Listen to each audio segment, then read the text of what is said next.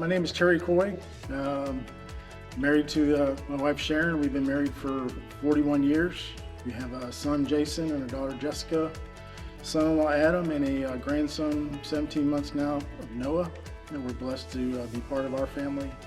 We've been here at Northside for just over 10 years. I've had the privilege to serve in many leadership roles here within the church, from moderator to trustee, Constitution bylaws for 6 of those last 7 years, and been a deacon before for 3 years. I've been off now for 3 years. And gatekeepers on Monday nights help lead different Bible studies that we've gone through, or facilitate more so than lead, because we have some incredibly smart men in that group. So I was blessed to be born and raised in a small town in God's country, we call it, of Southwest Wisconsin. Blessed, great family values. I couldn't be asked for any more of the values that my parents instilled in me, and being the youngest of 7 children, me and my twin brother. So that aspect, one of the things though, looking back, was we were not a church family. I graduated high school and ended up moving away, lived 3 hours away, working in a factory in Racine, Wisconsin, about 3 hours away. Was there by myself, and would come home on the weekends to play softball or different things. And one Sunday morning, I had an older brother who was a Christian, kept asking me, "Hey, when are you going to come to church? When are you going to come to church?"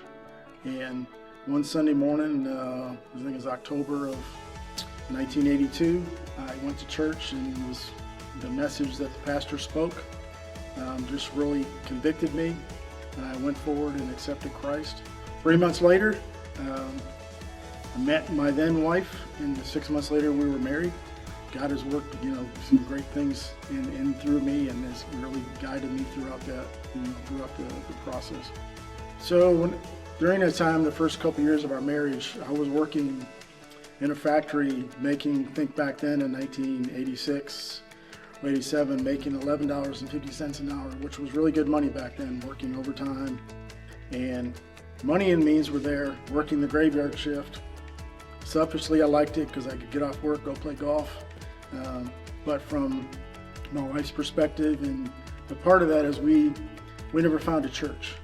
When we lived there, my wife grew up in the church. We never found a church home. I never grew in my faith. God led me to join the Army.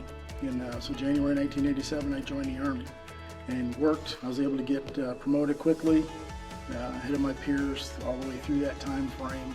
And throughout that process, God continued to work. We tried for several years to have a child. We weren't able to conceive, and as God would only do it, we became friends with a couple that I served with.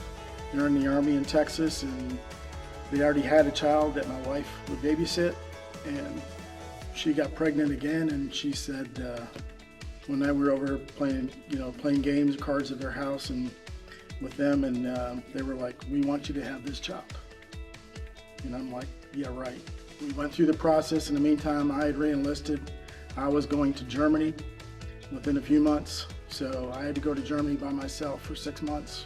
Sharon stayed behind in Texas, worked through the process of adopting our son, and I came back when he was 6 weeks old. We finalized the adoption. I borrowed $2,000 from my older brother to pay for the adoption.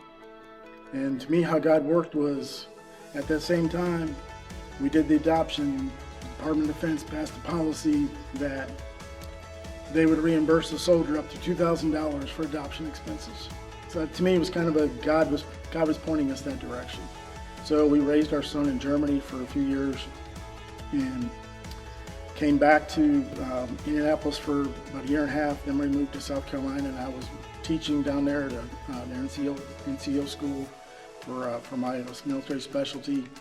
And my wife says, "I think I'm pregnant."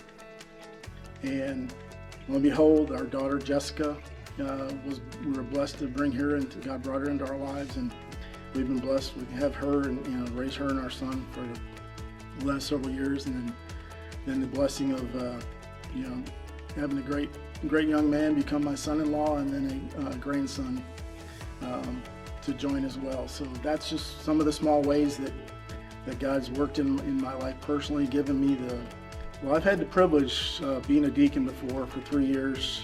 I came off in 2022.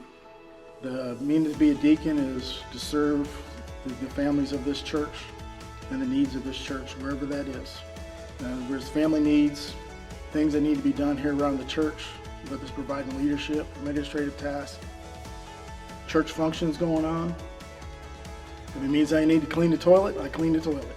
Whatever God has placed upon me the ability to help here in the church, to make the church run, to bring more people into His flock. Thank you for the opportunity to potentially serve again as a deacon, and thank you for each and every one of you do for us here at Northside and for God's kingdom. God bless.